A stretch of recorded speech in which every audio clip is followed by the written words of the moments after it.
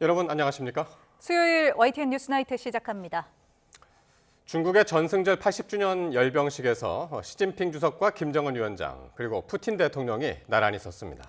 새 정상의 일거수일투족은 둥펑 60일을 비롯한 열병식의 신무기들보다 더 이목을 끌었습니다. 베이징 강정규 특파원이 열병식 현장에 직접 다녀왔습니다. 시진핑 주석 좌우로 북한 김정은 위원장과 푸틴 러시아 대통령이 함께 입장합니다. 북중러 순회가天安门 막루에 오른 건 66년 만이고 김정은, 시진핑, 푸틴의 3자 대면은 처음입니다. 历史警示我们消弭战争根源不让历史悲剧重演 자신이 주인공 아닌 열병식은 처음인 김정은. 7분 남짓 시 주석의 연설에도 집중하지 못합니다. 뜨거운 날씨 탓인지 수건으로 연신 땀을 닦고 부채질을 하거나 햇볕을 가리는 등 계속 움직입니다. 대체로 정자세로 앉아 연설을 경청한 푸틴의 모습과 대조적이었습니다. 일명 로켓맨, 열병식 전문가답게 난간에 팔을 얹고 중국 무기들을 유심히 내려다보기도 합니다. 특히 처음 공개된 ICBM 둥펑 60일이 지나갈 때는 시 주석에게 질문도 던지며 눈을 번뜩였습니다. 东风61陆基洲际导弹战略核力量是维护国家主权、捍卫民族尊严的战略王牌。 역대 최대 무기쇼를 보기 위해天安门 광장엔 동이 트기 전부터 4만 명 넘게 몰려들었습니다. 취재, 촬영 장비가 딸린 내외신 기자들은 새벽 2시 반에 집결해 2차례 보안 검사를 거쳤습니다. 열병식은 70분짜리였다지만 뙤약볕 아래 12시간에 달하는 대장정을 감내해야 했습니다. 중국군의 100년 굴기를 보여주기 위해 야심차게 준비했지만 북한 김정은 위원장에게 시선을 빼앗긴 열병식이었습니다.天安门 광장에서 YTN 강정규입니다. 중국은 이번 열병식에 미국 본토는 물론 사실상 전 지구를 사정권에 두는 이 탄도미사일을 동원해 핵 능력을 과시했습니다. 무인 무기 등 첨단 전력도 대거 선보이며 미국과 군비 경쟁에서 밀리지 않겠다는 의지를 드러냈습니다. 나혜인 기자입니다. 이번 열병식에서 가장 눈길을 끈 무기는 처음 공개된 대륙간 탄도미사일 둥펑 61입니다. 중국이 보유한 15,000km급 ICBM 둥펑 41의 개량형으로 추정되는데 사거리나 탑재 가능한 탄두 개수, 위력 모두 증가했을 것으로 보입니다. 고체 연료로 기습 발사가 가능해 실전 배치될 경우 중국의 대표 전략 무기로 기능할 전망입니다. 보다 먼 사거리, 그리고 위력을 더 많이 가진 탄두를 탑재하지 않았나. 근데 ICBM은 이제 미국 본토를 이제 공격할 수 있기 때문에 미국의 크나큰 위협인데. 역시 전 지구가 사정권이라고 평가받는 액체 연료 핵미사일 둥펑 5C도 모습을 드러냈습니다. 미국 괌 기지를 타격할 수 있는 둥펑 26D와 사드 요격을 피할 수 있는 둥펑 17 등 극초음속 중단거리 탄도미사일도 등장했습니다. 여기에 공중 잠수함 발사 탄도미사일까지 육해공 어디서든 핵폭탄을 쏠 수 있다는 중국판 핵 3축 체계가 모두 동원됐습니다. 중국이 자랑할 수 있는 무기를 다 끌고 나온 걸로 보입니다. 핵탄두 300여 개를 지금 1000여 개까지 늘릴 예정이고 그다음에 1500개까지 늘린다고 하니까요. 미국 항공모함을 겨냥한 극초음속 대함미사일 잉지-21과 바닷속 드론으로 불리는 초대형 무인 잠수정 AJX-2도 첫 선을 보였습니다.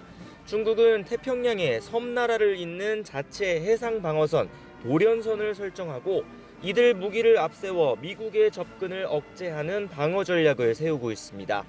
미국이 중국보다 압도적인 힘을 가지고 있는 건 역시 항공모함이거든요. 항공모함을 견제할 수 있는 그런 무기 체계, 그런 것들을 개발함으로써 미국군 사력의 접근을 거부하는. 중국은 이 밖에 무인기와 무인 전투 차량 등 첨단 장비를 대거 공개하며 진일보한 군사기술을 뽐냈습니다. 하늘에선 세계 최초 복좌식 5세대 스텔스기 젠20S 등 차세대 전투기가 위력을 과시했습니다. YTN 나인입니다. 북한과 러시아 정상은 중국 방문을 계기로 1년 3개월 만에 양자회담을 열고 시종일관 혈맹을 과시했습니다. 무엇보다 군사기술 이전 등 북한 측의 구체적인 파병 청구서가 러시아에 전달됐을지가 관심입니다. 보도에 이종원 기자입니다.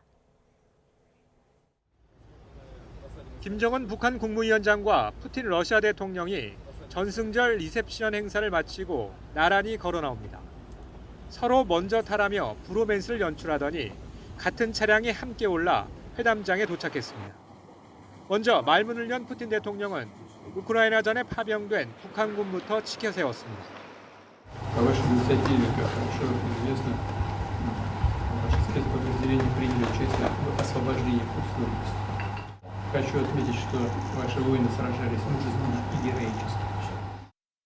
북러 조약도 거론하며 양국 관계에 대해 모든 차원에서 이야기할 기회가 돼 기쁘다고 했는데 김 위원장도 다양한 분야의 협력 강화가 필요하다고 화답했습니다.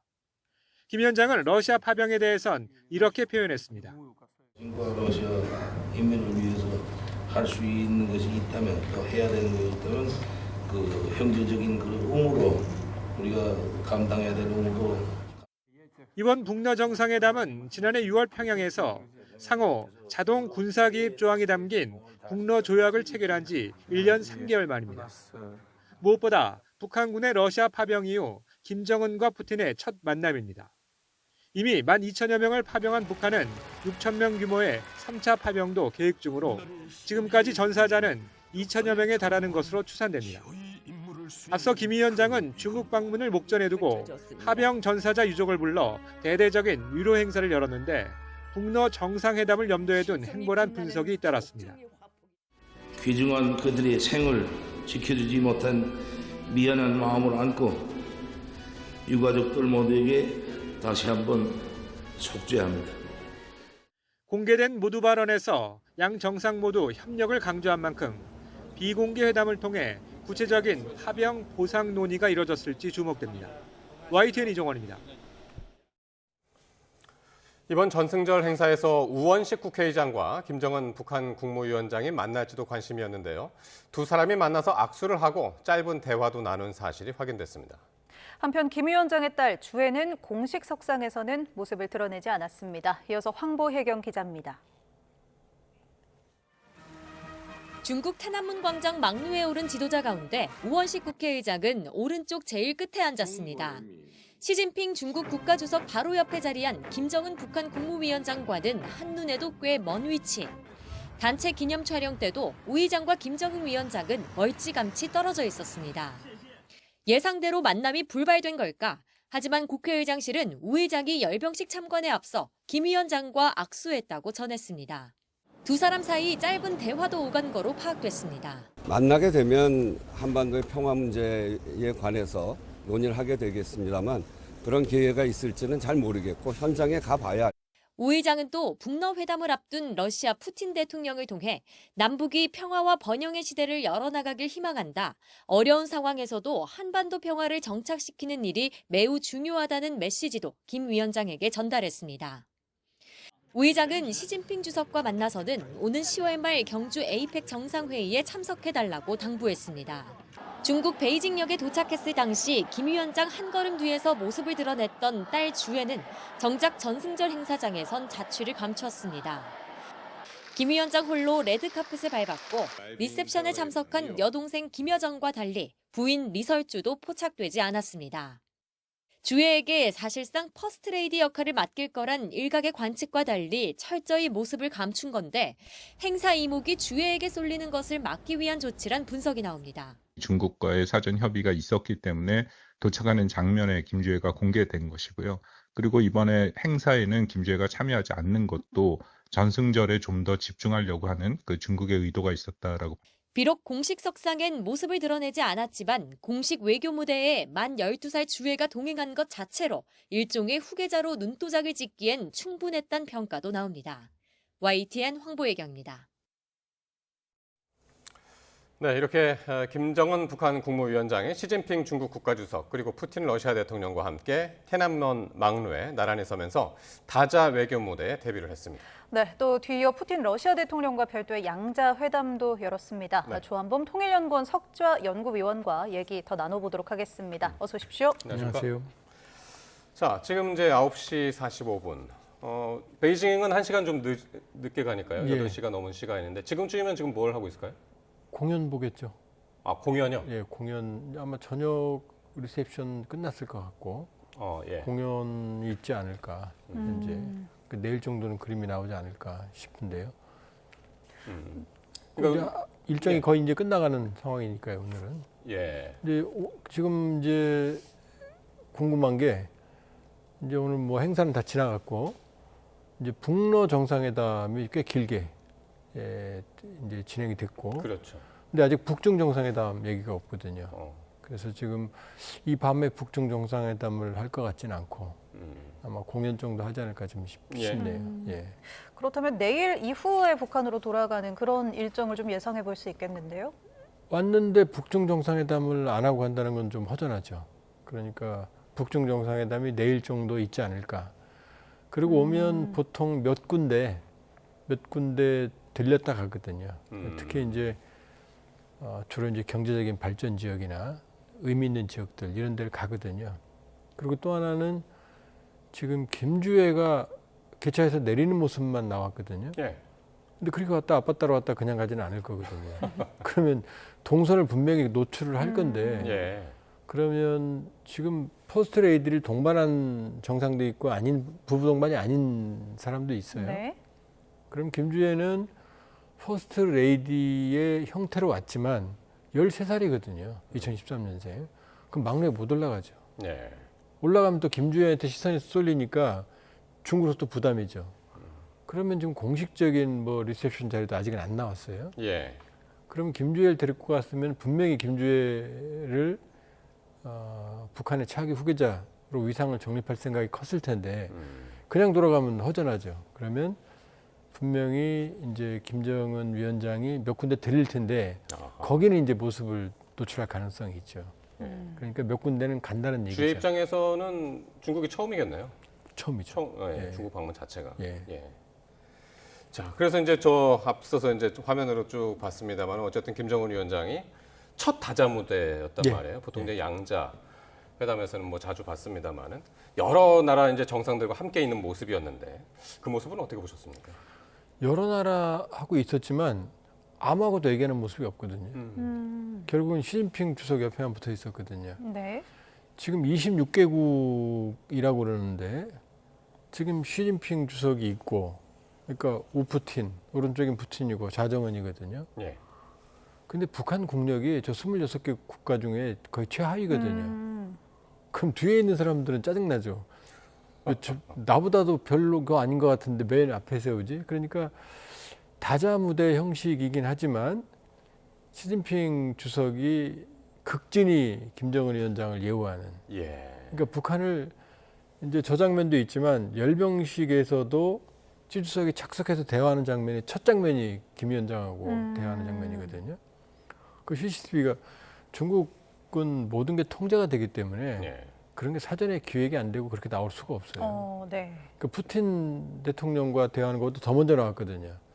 그러니까 모든 면에서 김정은 위원장을 우대하는. 근데 그게 말이 다자무대지 사실은 네. 김 위원장을 우대하는 그런 모습들이 곳곳에 드러났거든요. 다자였지만은 네. n분의 1은 아니었다. 그렇죠. 예. 그리고 결국 지금 다자면 네. 원래 다자무대에서는 물론 중국이라는 데가 특이하긴 하지만 뭐 APEC이라든지 이런 데 가면은 여러 가지 뭐 숨 쉴 틈 없이 그 정상회담을 하거든요.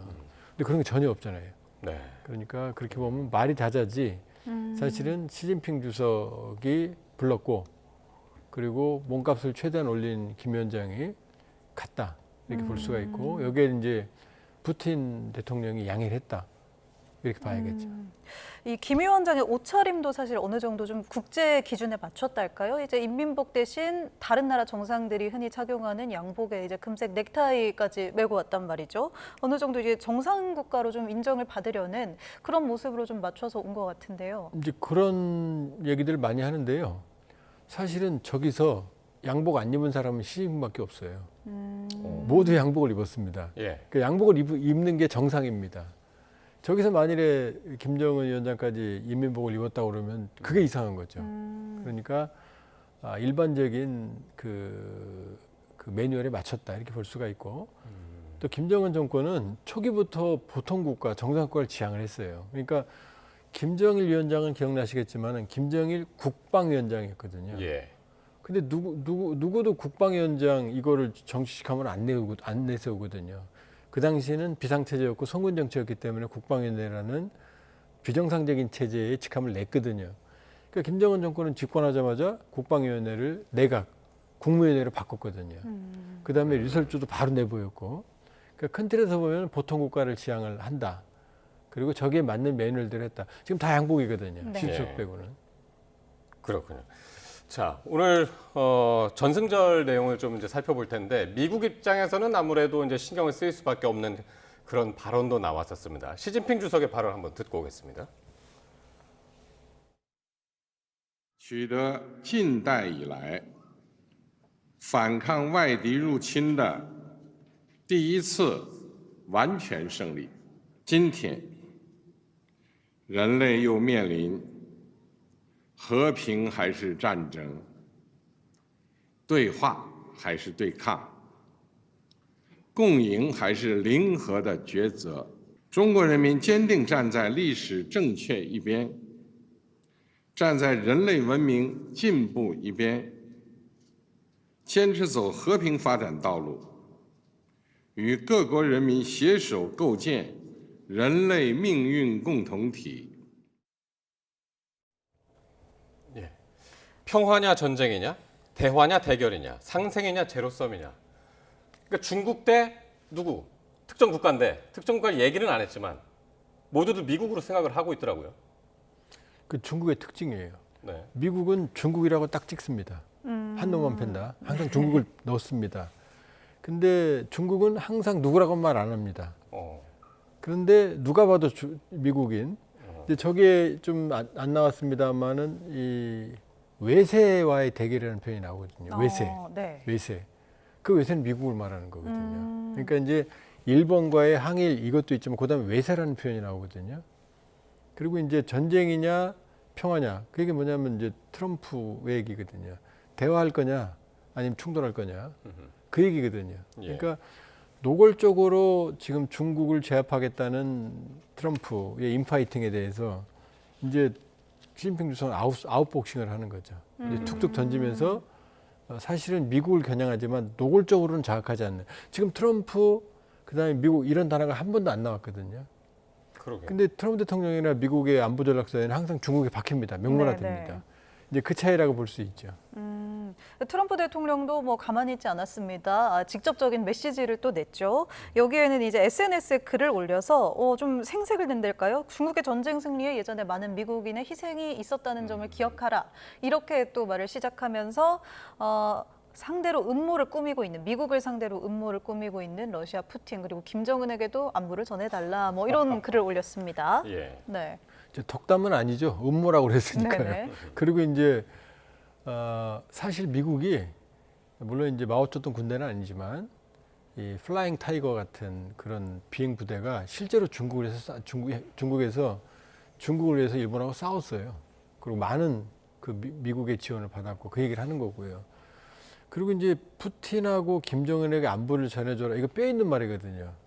왜냐하면 김정은에게는 나 너 만날 거야라는 메시지거든요. 예. 이번에 이재명 대통령 만났을 때 올해 안에 만난다고 그랬거든요. 그러게요. 나 만날 건데 나쁜 짓 하면 안 되지 이 얘기인 거고요. 그다음에 푸틴한테는 너 휴전한다든지 왜 안 해? 내가 지금 관세 부과할 수 있어? 지금 벼르고 있어? 여기 두 약점을 지니고 있다는 말을 지금 전달하는 거죠. 네. 음모 꾸며봐야 소용없어? 아니 남의 잔칫날에 음모란 표현하면 안 되죠 사실은. 그러니까 아주 불편한 표현을 지금 했다고 볼 수가 있죠. 세 사람이 만나고 있지만 나 있지 마. 뭐 그렇죠. 이런 경고성. 예. 그렇게 들렸고, 자 그리고 아까 뭐 주회, 딸 주회에 대해서 잠깐 얘기했습니다만은 이게 그 주회를 데리고 갈 거냐 말 거냐. 요 얘기는 이제 전문가들은 대체로 아마 요번에 안 들어갈 거다라는 예상들이 많았는데 결국엔 데려갔고요. 예. 왜 데려갔을까요? 지금 13살짜리를 예. 그냥 아빠 해외 출장 가는데 놀이동산 간다. 이건 말이 안 되죠. 일단 내부적으로 김주혜는 북한에서는 이제 후계자 수업이라는 게 거의 확실하거든요. 그리고 분기점이 되는 게 5월 9일입니다. 5월 9일 날 김 위원장이 평양에 있는 러시아 대사관, 5월 9일이 러시아 전승절이거든요. 네. 평양에 있는 러시아 대사관에서 연설을 하거든요. 그때 김주혜가 동반되거든요. 온마인 리설주는 없고, 그러니까 외교무대 첫 데뷔한 겁니다. 예. 그 다음에 6월에는 러시아하고의 접견 있는 그 장소에 또 나오거든요. 그러니까 김주혜는 내부 행사가 아니라 이제 외교무대에도 이제 모습을 드러냈거든요. 근데 이번에 갔다는 얘기는 지금 아까 보면은 부부 동반이 있기 때문에 저 자리는 리설주가 가야 돼요. 그렇죠. 근데 리설주가 안 가고 김주혜 갔다는 얘기는 그 퍼스트 레이디 대신에 간 거거든요. 그런데 13살짜리가 퍼스트 레이디의 외교를 할 수는 없잖아요. 또 저 막루에 이 김주혜가 올라가면 예. 시진핑 주석으로 갈 시선들이 전 세계 외신들이 모두 김주혜한테 시선이 그렇겠죠. 가거든요. 네. 그러니까 못 올라간 거죠. 그럼 왜 데리고 갔느냐? 예. 그러면 결국은 전 세계 앞에 김주혜를, 지금 벌써 우리도 얘기를 하잖아요. 하루 종일 언론들이 김주혜 얘기를 하고 있거든요. 외신도 마찬가지예요. 뉴욕타임스도 이미 집중적으로 다뤘고, 그러면 저건 국제 무대에 북한 후계 체제를 공식화하는 의미가 있다. 아무 역할이 지금 없잖아요. 네네. 예. 없는데 지금 데리고 갔잖아요. 보면은 말씀드렸지만 아마 공식적인 외교 행사는 아니더라도 네. 예. 아마 현지 방문이나 이런 데는 아마 후계 수업 차원 개념에서 이제 데리고 다닐 가능성이 높거든요. 그럼 김주혜는 엄마가 갈 자리. 저 뒤에 나오는 조그맣게 그림이 나왔는데 지금 순서가 저 이제 김정은 저기서 그다음에 김주혜, 최선희. 네, 최선희 외무상 앞에 예, 나오죠. 그리고 최선희 뒤에 여인이 하나 나옵니다. 예. 아, 네. 저 여인, 예, 네네. 저 여인은 지금 확인이 안 된 인물이에요. 아. 지금 통역도 아니고요. 네. 지금 그동안에 확인이 전혀 안 된 인물이거든요. 그러면 김덕훈도 지금 그 뒤에 있거든요. 네. 조영원도 뒤에 있고. 김주혜 수행원이라고 그렇죠. 볼 수 있을까요? 그럼 김주혜의 수행원으로 보여져요. 최측근 거리에서. 그러면 예. 우리가 알고 있었던 현송월 아니고 김여정 고모 아닌 거죠 지금. 네. 그럼 김주혜만 담당하는 이제 시스템이 갖춰진 거라고 따로 보는 거죠. 이렇게 그렇죠. 수행원을 개별적인 수행원까지 둘 정도로 어느 정도 그렇게 후계자의 보여집니다. 신보식을 좀 예. 했다고 보시는군요. 그러니까 내부에서는 내부 행사에서는 노출이 안 됐던 인물이거든요. 저 인물은 제 처음으로, 그러니까 북한 고위직은 아니에요. 지금 또 나옵니다만. 네, 이렇게 예, 저기 김주혜 뒤 나오는 흰색 재킷을 예, 입은 저 최선희 외무상 바로 뒤에 여성은, 있는. 예, 네. 상당히 젊거든요. 네, 네. 앞으로 좀 눈여겨 봐야겠네요. 예, 눈여겨봐야죠. 예. 예.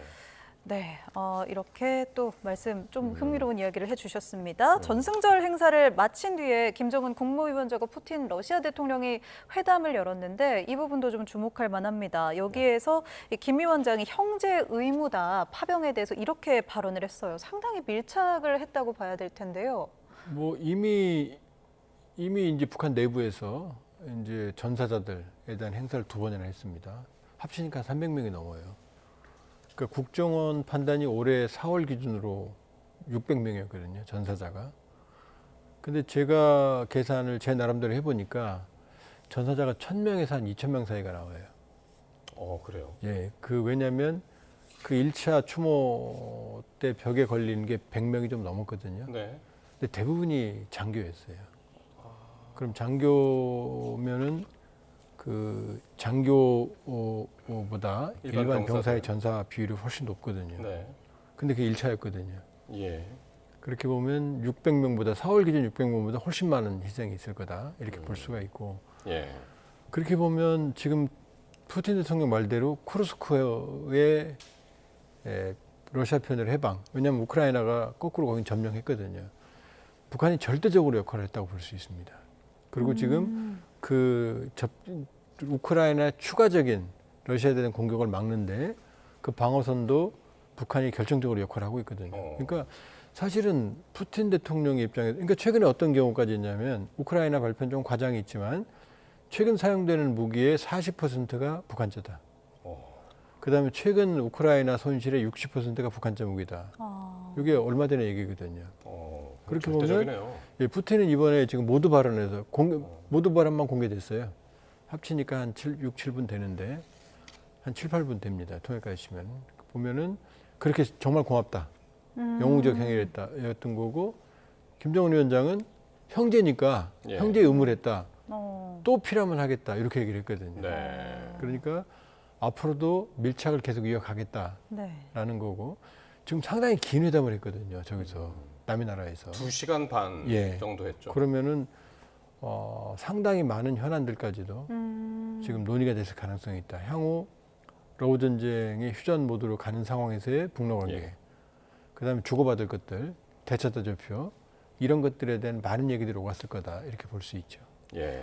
네. 군사적으로뿐만이 아니라 향후에 러우 전쟁이 끝난 이후에도 북한이 계속해서 이제 러시아와의 관계를 유지할 것이다. 그러니까 이렇게 보시면 돼요. 지금 러우 전쟁으로 인해서 새로 생긴 우크라이나 부분의 전선이 1,200km입니다. 예. 참고로 우리 DMZ가 248km예요. 여기 수십만 명 있거든요. 예. 그다음에 핀란드가 나토 가입하면서 전선이 또 여기 1,300km예요. 합치면 2,500km거든요. 이 방대한 전선을 러시아 병력으로 지킬 수가 없거든요. 그러니까 휴전이 돼도 북한 병력이 추가 파병 가능성이 있죠.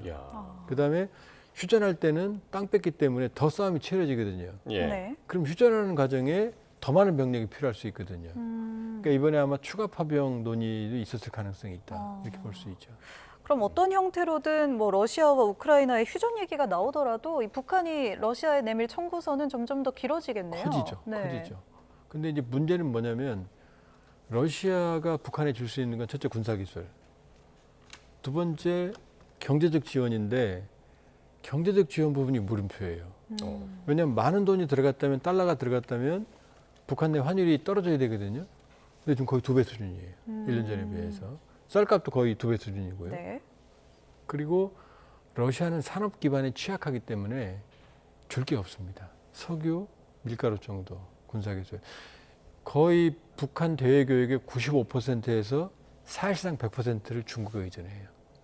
그런 상태니까 사실은 푸틴이 줄 수 있는 건 많아 보이지만 사실은 경제적으로 많지 않아요. 그렇게 보면은 이번에 이제 김 위원장이 파병 대가로 받을 구체적인 지금까지 상당 부분이 군사기술로 보여져요. 왜냐하면 예. 북한으로 능력이 안 되는 무기들을 보여주거든요. 5,000톤급 구축함, 예. 조기공무 통제기, 공대공 미사일 이건 북한 능력으로 안 되거든요. 그렇게 보면은 아마 향후에도 아마 군사 왜냐하면 김정은 정권이 국방력 강화에 아주 주력을 하고 있거든요. 재래시전력. 그러니까 아마 주로 군사협력 쪽이 논의가 됐을 가능성이 높다. 자, 그러면 마지막으로 어쨌든 김정은은 이제 중국에 가 있는 거고 시진핑하고 1대1로 지금 아직 안 만난 상황입니다. 만나고 돌아간다고 이제 지금 아까 그 예상을 하신 거고 거의 만난다고 봐야죠. 안 만나고 전술만 참석만 가면은 만나서 무슨 얘기를 할까요? 지금 이제 시진핑 입장에서는 예. 북한이 러우 전쟁으로 너무 러시아에 삐져나갔거든요. 최근에 나온 북한 우표에는 한자보다 러우가 먼저 나와요. 그 정도로 지금 밀착해 있거든요. 그럼 중국 입장에서는 영향력을 회복해야 되는 거고, 두 번째는 김 위원장이 아마 그 트럼프를 만날 가능성이 상당히 높거든요. 그러면 2018년, 19년에도 트럼프 만나기 전후에 항상 중국을 갔어요. 4번이나 갔습니다. 그러니까 이번에도 지금 트럼프 만날 가능성이 있다고 그러면 중국 예. 입장에서는 이게 딜레마거든요. 북미 관계 개선의 최종 모습은 평양에 미국 대사관이 들어오는 거거든요. 이건 중국 영향력의 현저한 약화를 의미하거든요. 그러니까 지금 붙들어 놔야 되는 거죠. 그러니까 김 위원장은 지금 몸값이 가장 높을 때 중국을 간 거죠.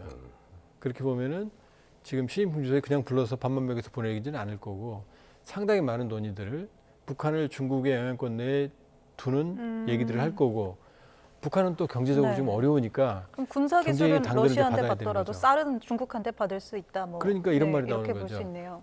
안러 경중, 경북. 네. 그러니까 안보는 러시아, 경제는 중국. 네네. 예. 그런 의미로 이제 회담은 할 가능성이 높죠. 내일 또 이제 많은 뉴스가 또 쏟아지겠네요. 예. 네, 오늘은 말씀 여기까지 듣고 또 내일 상황 지켜보도록 하겠습니다. 네. 조한범 통일연구원 석좌 연구위원과 함께 있습니다. 고맙습니다.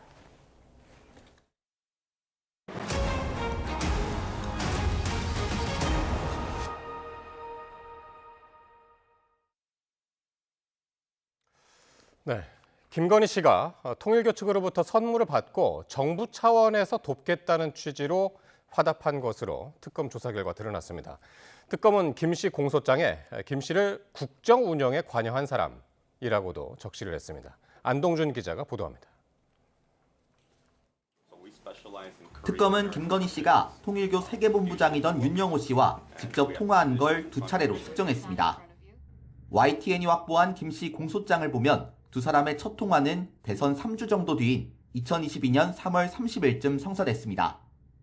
김 씨는 윤 씨에게 대선을 도와줘서 고맙다면서 한학자 총재에게도 꺼냅니다.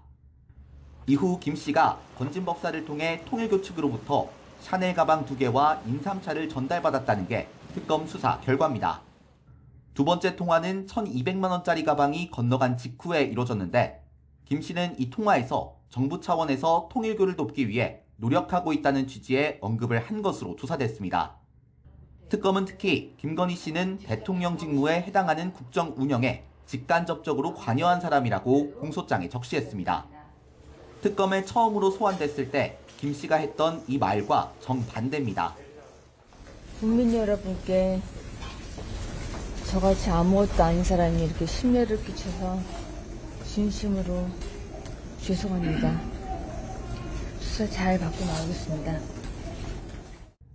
이와 함께 특검은 윤석열 전 대통령이 국회의원 보궐선거 국민의힘 공천관리위원장이던 윤상현 의원에게 김영선 전 의원의 공천을 지시했다는 내용도 김건희 씨 정치자금법 위반 혐의 범죄 사실에 포함했습니다.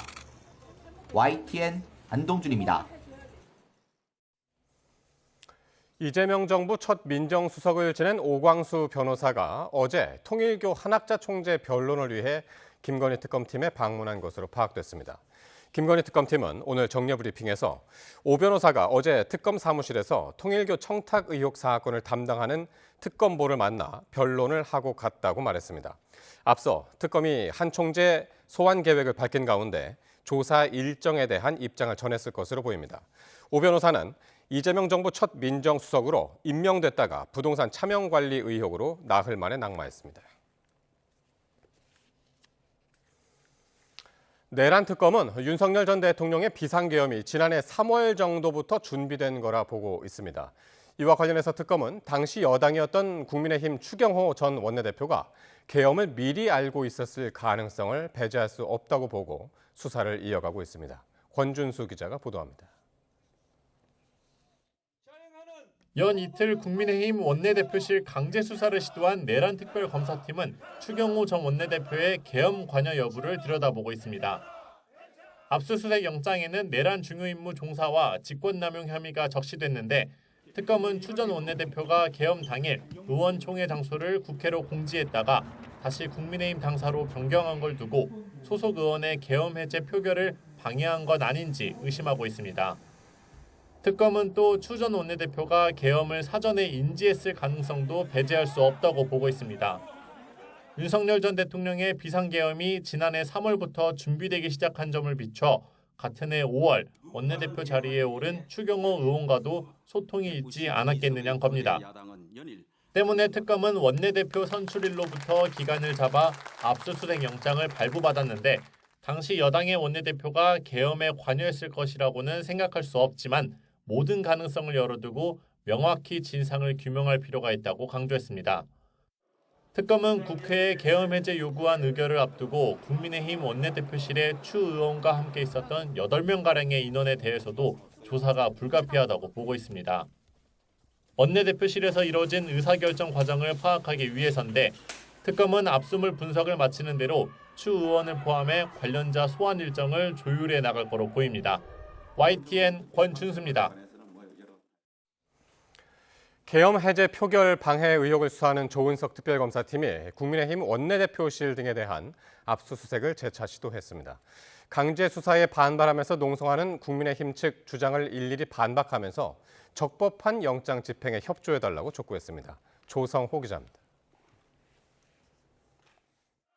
조은석 특별검사팀은 국회 본관, 국민의힘 원내대표실, 원내행정국에 대한 압수수색에 다시 나섰습니다.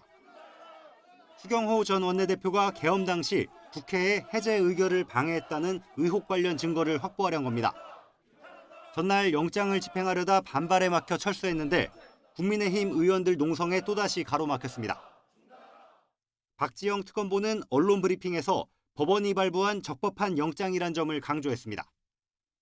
그러면서 국민의 대표자이고 봉사자인 국회의원들이 적극 협조해줄 걸로 믿는다고 촉구했습니다.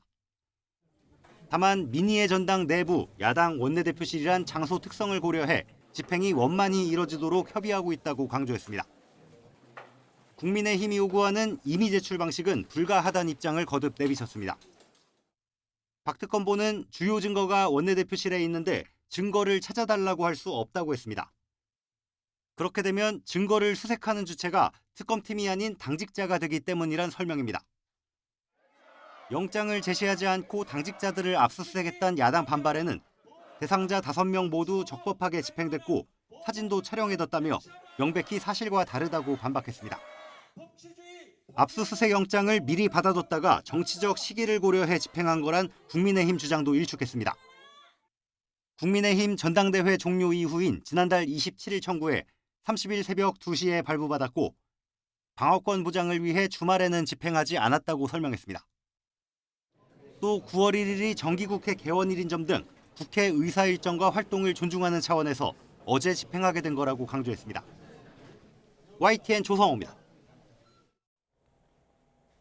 내란 특검이 전방위 압수수색에 나서자 국민의힘은 6탄 저지하며 무기한 농성을 선언했습니다. 민주당은 정당 해산 가능성을 거론한 데 이어 내란 특별재판부 설치에도 시동을 거는 모습입니다. 박정현 기자입니다. 조은석 특검 얼굴이 그려진 피켓을 든 국민의힘 의원들. 내란 특검의 압수수색이 임박하자 당 원내대표실 앞에서 긴급 의원총회를 열었습니다. 영장을 앞세운 특검팀이 등장하자 곳곳에서 강한 항의와 고성이 쏟아집니다. 법치주의 파괴하는 보복특검 규탄한다! 규탄한다! 규탄한다! 규탄한다! 6탄 방어 전에 수사관들은 일단 발길을 돌렸지만 영장 시한 만료까지 언제든 다시 올 수 있는 만큼 국민의힘은 총력 저지 각오를 다지고 있습니다.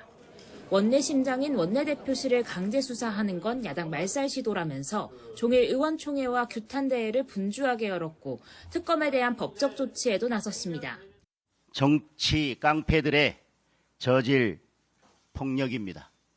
원내대표실에 먼지까지 털어가겠다는 것은 더불어민주당의 내란정당 무리가 얼마나 허무맹랑한 거짓 선동이었는지를 민주당은 압수수색을 계기로 대야 공세 수위를 바짝 끌어올리는 모습입니다. 계엄의 밤 추경호 전 원내대표의 해제 표결 방해 의혹이 사실로 확인된다면 국민의힘은 내란 정당으로서 해산 심판을 피할 길이 없을 거라고 경고했습니다. 통합진보당 사례에 비춰보면 국민의힘은 10번, 100번, 1000번, 10,000번 정당을 해산해야 합니다. 스스로 해체할 것인가? 국민과 헌법재판소에 의해서 해산당할 것인가? 선택의 순간이 다가올 것입니다. 정청래 대표는 또 내란 전담재판부에 대한 여론이 상당히 높다면서 반민주적, 반헌법적 내란 세력과 단절하라는 준엄한 국민 명령이라고 강조했습니다. 윤석열 전 대통령 재판을 전담할 내란 특별재판부 설치를 거듭 띄우는 겁니다.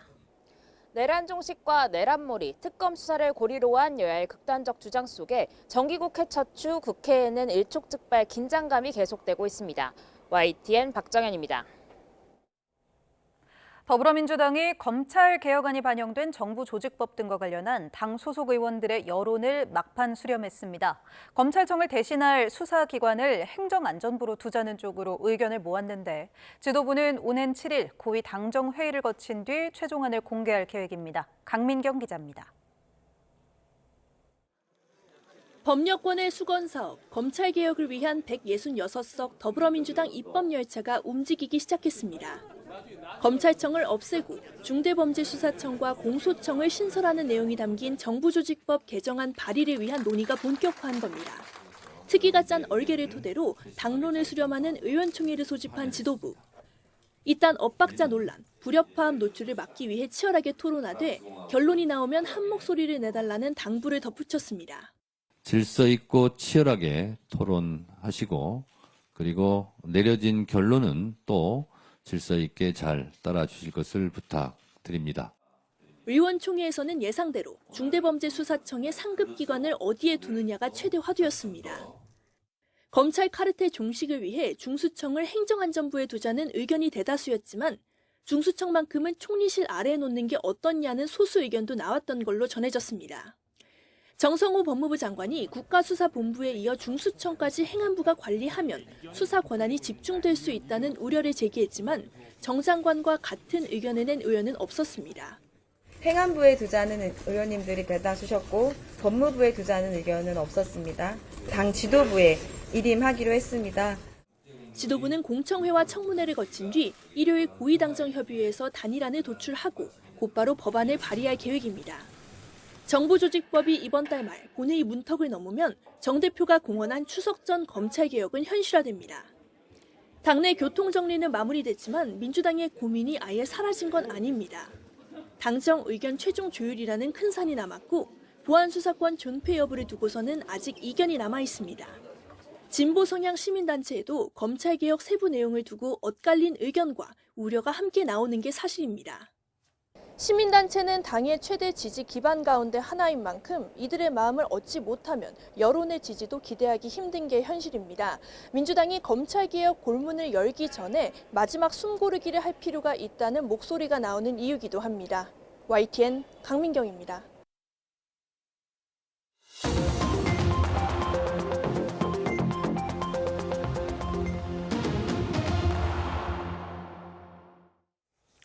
정치권 관심 뉴스 짚어보는 포커스 나이트 시간입니다. 오늘은 신현영 전 민주당 의원, 홍석준 전 국민의힘 의원 나오셨습니다. 어서 오십시오. 안녕하십니까? 네, 안녕하십니까? 자, 조은석 내란 특검팀이 국회 국민의힘 원내대표실 등에 대한 압수수색을 시도하자 국민의힘 의원들이 무기한 농성에 들어갔습니다. 관련 화면부터 보고 오겠습니다. 법치주의 파괴하는 보복특검 규탄한다. 민주당의 꼭두각시 야합특검 해체하라.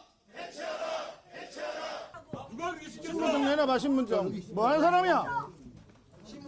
왜 남의 당에 의청에 와가지고 허락도 없이 당신 누구야? 누가 시킨 거야? 의원님 지었습니다, 대표님. 원내 대표실 앞에 복도에서 의원총회를 하고 있는데 무슨 권한으로 국회 사무처 직원이 와서 이 동영상을 촬영하고 사진을 찍고 이거 사찰 아닙니까? 소속이 어딥니까? 이름하고 관등성명 대보세요. 국회 사무처 외방. 누가 여기 가서 사진 찍으라고 했습니까? 네, 단순 보고용이었습니다. 죄송합니다.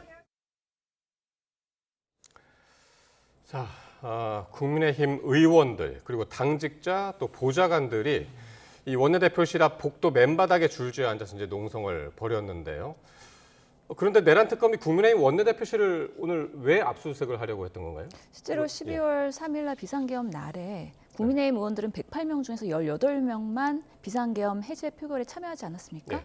그 과정에서 추경호 원내대표의 개입이 있었다는 거죠. 실제로 이 당 메시지를 통해서 의원들한테 집결 장소를 국회에서 모여라, 그러다 당으로 모여라, 예. 국회에서 모여라, 당으로 모여라. 계속 혼란을 주면서 실제로 본회의장에 들어간 의원들은 18명밖에 안 됐다. 네. 그렇다면 추경호 원내대표는 과연 이 비상계엄의 동조자인가? 그리고 언제부터 이 비상계엄의 계획을 알고 있었는가? 이런 부분에 있어서 내란 특검이 분명히 국민의힘도 이런 모종의 내란 동조로서의 역할을 한 것이다에 대한 수사를 지금 하고 있는 것입니다. 예. 그래서 어제는 이제 추경호 의원의 집, 사무실, 또 그 조지현 의원, 또 이제 사무처 직원 핸드폰까지 이제 압수수색하는 그런 상황이었는데 원내대표실을 못해서 이제 오늘 다시 온 건데 말이죠. 예. 예, 지금 원내대표실이라는 이제 존재는 당에서 봤을 때는 당 운영을 이제 총괄을 하기 때문에 대단히 중요하고 가장 중요하다고 볼 수가 있죠.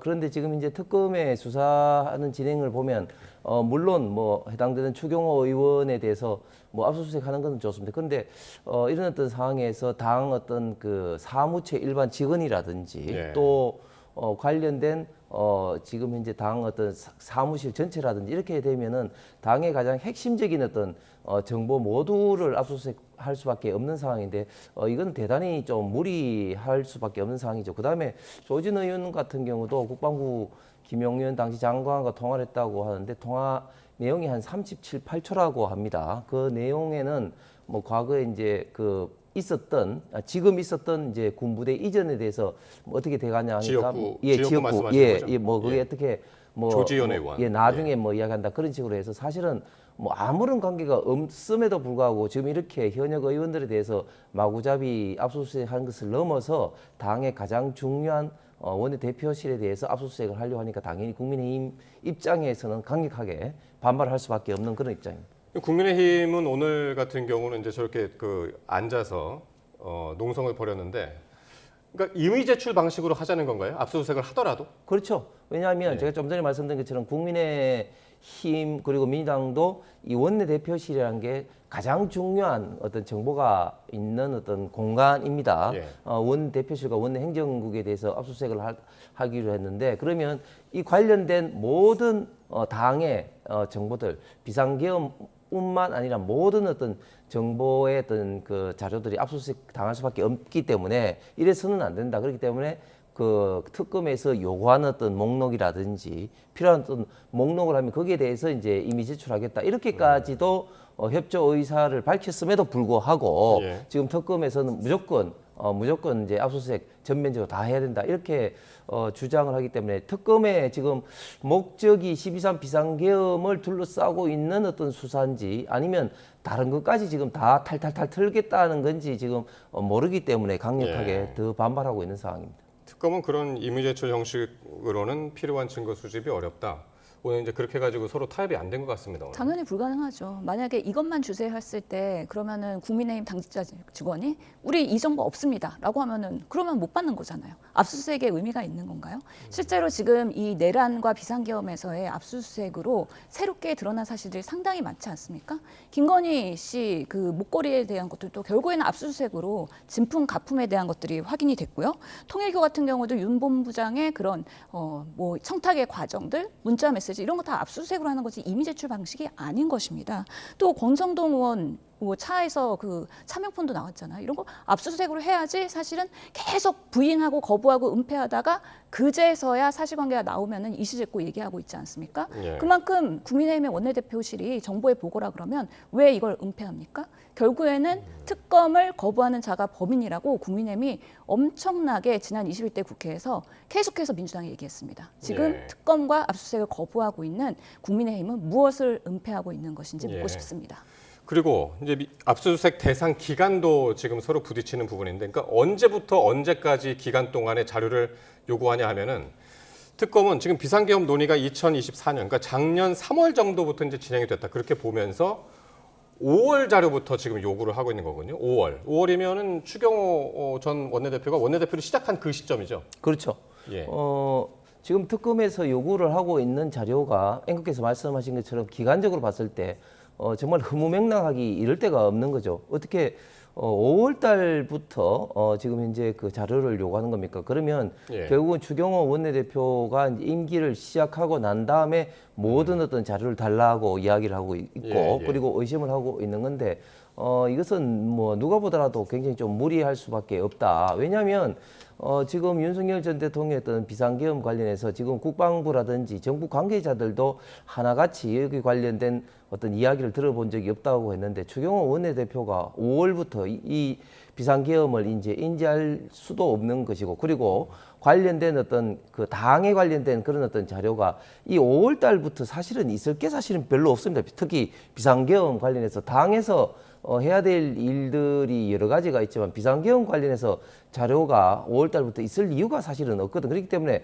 상식적으로 기간을 5월부터 한다는 게 전혀 말이 안 됨에도 불구하고 이렇게 그 자료를 요구하는 것은 국민의힘 입장에서는 비상계엄의 해제 요구뿐만 아니라 다른 어떤 것까지도 지금 이제 다 지금 압수수색을 통해서 새로운 어떤 뭐랄까 어떤 그 문제 어떤 의혹 소재지를 찾기 위해서 그런 거 아닌가 이런 의심을 할 수밖에 없는 것이고 그리고 우리 그 대한민국의 어떤 정당 역사상 검찰이든 뭐 특검이든 이렇게 원내대표실이라든지 가장 핵심부에 대한 이런 어떤 압수수색을 한 전례가 한 번도 없는 상황입니다. 그렇기 때문에 지금 정당의 어떤 자율성이라든지 이런 측면에 비춰봐서라도 지금 특검의 압수수색은 대단히 무리하다 이렇게 비판할 수밖에 없을 것 같습니다. 전례가 없다고 하는데 그럼 윤석열 대통령이 비상계엄 선포한 거는 전례가 있었습니까? 말도 안 되는 그런 대통령의 권한을 사용하면서 여기까지 온 것이라는 말씀 드리고 싶고요. 그 와중에서도 국민의힘이 반성하지 않고 계속해서 윤 어게인을 옹호하는 지금의 모습이 정말 정당의 해산을 해야 되는 그런 위헌 심판 받아야 되는 거 아닌가, 이런 것들에 대한 명분을 계속 쌓아가고 있는 거 아닌가라는 생각이 듭니다. 예. 만약에 지금 압수수색이 허무맹랑하다 그러면요, 특검팀에서 압수수색 영장에 대해서 사법부에 허락 못 받습니다. 기관이나 대상에 대해서 허락을 받는 거는 어느 정도의 정황 근거가 있기 때문에 사법부에서 허용을 해준 거라는 말씀을 드리고 싶고요. 실제로 되돌아가면 많은 사람들이 그 윤석열 대통령 관저에서 술을 먹으면서 비상계엄 얘기를 많이 들었다고 합니다. 그러니까 계속 이 카드를 만지작거렸던 부분들이 있는 것이고, 실제로 지난 그 2월, 3월 되돌아가면요, 그 당시에는 이제 의대 정원 2,000명에 대한 확대로 인해서 지지도가 떨어지고 있었고, 그러면서 김건희 여사 명품 가방 이슈가 있었고, 이종석 국방부 장관의 런종섭 사태가 있었고, 계속해서 이런 사태를 무마하기 위해서는 뭔가 새로운 카드가 필요했다. 그런 면에서의 비상검의 얘기가 나오던 시기입니다. 김용영 장관이 인사청문회 하는 과정에서 민주당에서 비상계엄을 검토하고 있느냐라고 했을 때 부인하지 않았습니까? 그렇기 때문에 여러 가지 정황과 근거를 가지고 특검이 수사의 기간 그리고 대상을 정하고 있는 거다. 이것을 부인하는 것 자체가 결국에는 국민의힘이 이렇게 방패막이로 하지 않으면 하나씩 다 뚫린다. 그래서 추경호, 조지현, 그리고 나경원 의원도 통화를 했었죠, 그날. 그리고 권성동 의원도 이제 구속영장 청구가 될 것이기 때문에 한 번 뚫리면 계속 무너진다라는 생각 때문에 지금 저렇게 방어를 할 수밖에 없는 입장이 아닌가라는 생각이 들어서 안타까운 마음입니다. 아까 이제 화면으로도 보셨습니다만 국민의힘 의원 전체적으로 상당히 이제 격앙된 그런 모습 보셨습니다만은, 장동혁 대표는 특검을 정치 깡패다, 이 정치 깡패들의 저질 폭력이다 라면서 이제 반발을 했는데, 조은석 내란 특검팀을 고발하기로 했다고요? 예, 이렇기 때문에 지금 미국의 트럼프 대통령도 미친 잭 스미스를 수입해갔냐 이렇게 비아냥거리기도 했었죠. 지금 조은석 내란 특검을 중심으로 해서 3대 특검 전체가 지금 시간이 제한돼 있어서 그런지 모르겠습니다만, 그러나 굉장히 지금 무리하게 지금 수사를 하고 있다. 그렇기 때문에 지금 많은 부분에 있어서 그 대법원에서도 이제 그 법원에서도 영장이 기각되기도 합니다만은, 이런 어떤 사항에 대해서 국민의힘의 입장에서는 당연히 그 비판할 수밖에 없는 그런 상황인데, 민주당의 이런 태도를 보면 본인들에게 이루어졌던 검찰의 수사라든지 이런 것은 모두 다 조작이고, 그리고 정치 검찰에 의한 어떤 그 조작이라고 계속해서 이야기를 하고, 심지어 법원에서 그것이 유죄 판결이 났음에도 불구하고 상당 부분은 그것에 대해서 공격을 한다든지, 또 정치 검찰에서 쏘갔다든지, 대법원의 그 파기환송심에 대해서는 또 조희대 대법원장에 대해서 이렇게 압박을 가하고 특검을 해야 된다, 청문회를 해야 된다 이렇게 하지 않습니까? 그렇기 때문에 저는 민주당도 좀 객관적인 어떤 시각을 봐서 과연 이제 정당의 어떤 자율성을 특검이 이렇게 침해해서는 되겠느냐. 결국은 칼이 자기한테, 자신에게, 자당에게 돌아올 수 있다는 생각을 갖고 이제 접근해야 되는데, 어쨌든 특검의 수사를 정면으로 전부를 지금 이제 국민의힘이 거부하는 것이 아니라 최대한 협조를 하면서, 특히 검찰에서 요구하는 임의 제출까지도 협조를 하고 있는 상황인데, 굳이 원내대표실과 원내 행정국에 대해서 전면적으로 5월 달부터 압수수색해야 된다. 이것은 누가 보더라도 지나친 요구인 것 같습니다. 국민의힘은 정말 지금 울고 싶은 심정인데 이런 상황이 계속 이어지고 있는데, 정청래 대표는 또 정당 해산 얘기를 또 합니다. 지금 이런 방식으로 국민의힘이 방어만 한다 그러면 사실은 더 리스크가 올라간다고 생각이 드는 거거든요. 실제로 비상계엄이 선포된 날 정말 국민을 대표하는 국회의원이라면 300명 모두 달려가서 비상계엄 해제에 표결을 했었어야죠. 그런데 지금 108명 중에 18명밖에 참여를 하지 않았다. 나머지 90명에 대해서는 분명히 문제가 있었다는 거에 대해서 부끄러워하고 국민들한테 죄송해야 되는데, 그럼에도 불구하고 윤석열 체포영장, 이럴 때 관저에서 오히려 방패막이로 본인들이 윤 어게인을 외치면서 보여주면서 오히려 국민과 반대되는 모습들을 보였다. 결국에는 정당의 이권과 이익을 위해서만 행동하는 국민의힘의 의원들이기 때문에 국민들이 매우 비판하면서 지지도가 떨어지는 거라는 생각이 들고요.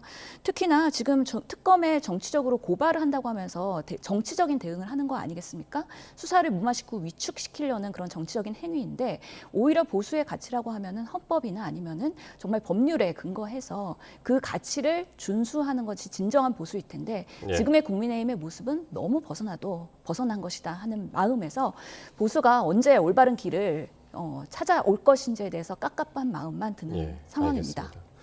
어쨌든 국민의힘은 지금 이제 특검이 또 언제 들이닥칠지 모르니까 무기한 농성에 들어간 상황이라서 내일 또 어떤 일들이 벌어질지 국회 상황 보도록 하고요. 자, 그런가 하면 전날 법사위에서 있었던 나경원 의원의 초선 비하 발언 논란이 이어지고 있습니다. 오늘 민주당 초선 의원들이 기자회견을 열고 사과를 촉구했는데요. 관련 발언 한번 들어보시겠습니다. 나경원 의원의 이번 발언은 국회의원에 대한 인신공격이자 국민에 대한 모욕으로 국회 품위를 심각하게 훼손한 부적절한 언행이었습니다. 이에 대해 나경원 의원은 공식적으로 즉시 사과하십시오. 나경원 의원의 국회의 품위를 떨어뜨리는 이번 행위는 어떠한 이유로도 정당화될 수 없습니다. 많은 분들이 보셨을 것 같습니다. 전날 법사위 회의에서 나경원 의원이 박은정 의원한테 초선은 가만히 있어라. 알지도 못하면서 이런 발언을 해서 이제 논란이 됐는데 민주당 초선 의원 70명 공동 명의로 윤리위에 제소를 예고를 했습니다. 신 의원님 먼저 좀 말씀해 주시죠. 어제 법사위에 씬 스틸러가 되긴 하셨는데요. 첫 등장이었잖아요. 그럼에도 불구하고 중진 의원으로서 정말 나경원 의원 망가질 대로 망가졌다고 저는 생각을 합니다. 정말 품위의 정치는 어디 가고 오히려 국민의힘에서 초선보다 더 못한 모습의 중진의 꼰대 모습을 보여줬다. 근데 더 놀라운 것은 그 옆에 있었던 여러 초선 국민의힘 의원님들인데요. 곽근태 의원 같은 경우는 나 그런 얘기 많이 들었어. 이렇게 조잘조잘 되고 있더라고요. 그러니까 국민의힘은 중진들이 초선들한테 초선 가만히 있어. 뭘 안다고 하면서 되게 억누르고 압박을 가하는 어떻게 보면 수직 상하관계가 아주 철저한 선수 나이순의 꼰대 정당이라는 거를 어제 다시 한번 입증을 했다는 저는 생각이 들고요. 한번 되돌아보면 지난 전당대회 때 나경원 의원이 당대표 출마하려고 그럴 때 초선 50여 명들이 국민의힘에서 연판장 돌리면서 출마 저지를 했습니다. 그때부터 초선에 대한 악감정이 있어서 이런 것들이 또 어제 반로된 거 아닌가라는 생각이 들면서 정말 부끄러운 우리나라의 정치인의 한 단상이다라고 생각을 합니다. 그러니까요. 초선이 참 많습니다. 특히 이제 법사위에도 18명 중에 8명의 초선이라고 그러던데요. 여야 다 합해서. 지금 나경원 의원이 초선은 가만히 있어 이 이야기 자체가 잘 해놓던 발언이라고는 볼 수는 없겠죠. 그런데 우리가 그 국회에서 보면은 상임위에서 이제 질의를 오고 가는 중에 굉장히 좀 반말이라든지 심지어 욕설까지도 하면서 굉장히 좀 뭐랄까 국민들의 눈을 좀 찌푸리게 하는 그런 어떤 장면들도 굉장히 많이 있습니다. 그런데 유독 또 나경원 의원에 대해서만은 지금 현재 민주당이 어떻게 보면 더 비판을 하고 있는데 잠깐 이제 왜 저런 어떤 이야기가 나오는지 잠깐 좀 배경을 좀 설명하면 지금 민주당의 지금 의회 폭주가 너무 지금은 심각한 상황입니다. 특히 지금 법사위에 최근에 그 임명된 법사위원장 그 추미애 의원이 국회에 관련된 법이라든지 국회 규칙을 준수하지 않고 일방적으로 지금 이제 독재적으로 지금 운영을 하고 있거든요. 예를 들면 지금 이제 가장 문제가 지금 되고 있는 게 그 이제 각 당의 이제 그 간사를 선임하는 사건 이슈입니다. 간사라는 것은 당에서 이제 임명을 하면 이제 위원장이 당연히 올려서 하는 어떻게 보면 좀 의례적인 어떤 절차로 이제 그 각 당의 어떤 입장 존중해야 되기 때문에 당이 임명을 해야 되거든요. 그런데도 불구하고 추미애 지금 위원장이 나경원 의원의 그 간사 선임에 대해서 그 안을 올리지 않고 간사 선임을 하지 않고 있어요. 그러다 보니까 자연스럽게 항의가 자연스럽게 국민의힘에서 이제 하고 거기에 대해서 그 민주당과 조국혁신당 의원들이 막 강하게 막 반발을 하고 그런 와중에 특히 박은정 의원이 그 강하게 반발하니까 나경원 의원이 국회 어떤 관례에 비춰서 이렇게 당연히 진행된다고 이렇게 이야기하는데도 계속 강하게 이야기를 하니까 초선 가만히 쓰는 어떤 이야기가 나왔는데 저는 민주당이 국회를 전반적으로 지금 운영하고 있는 여러 가지 어떤 과정에서 지금 얼마 전에는 상법이라든지 방송 3법이라든지 노란봉투법을 강행 처리했고 또 오늘 법사위 소위에서는 뭐 내란 재판 특별법을 통과를 시키고 뭐 이런 어떤 전반적인 과정이 보면 너무 일방 독주를 하고 있다. 뭐 그런 어떤 사항들이 저는 너무 의석을 믿고 민주당이 이렇게 하는 것들이 저는 민주당에도 결국은 부메랑으로 들어와서 국민들의 비판을 받을 거라고 생각합니다. 어제 오늘 이렇게 논란이 커지니까 나경원 의원 오늘 SNS에 이렇게 이야기를 했습니다.